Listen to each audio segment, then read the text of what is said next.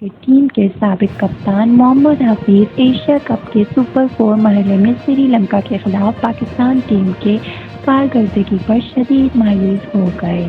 سماجی رابطے کی سائٹ ٹویٹ ایس پر ٹویٹ کرتے ہوئے سابق کپتان محمد حفیظ نے کولمبو میں سری لنکا کے ہاتھوں ناک آؤٹ مقابلے میں شکست پر لکھا کہ ایشیا کپ کے دوران جس طرح چیزیں پھیلی ہیں میں اس سے مایوس ہوں، تاہم مجھے امید ہے بھارت میں شیڈول ورلڈ کپ 2023 کے لیے بہتر منصوبہ بندی کریں گے۔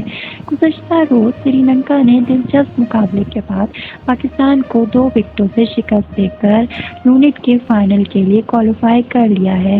وہ 17 ستمبر کو بھارت کے خلاف کولمبو میں ٹکرائیں گے۔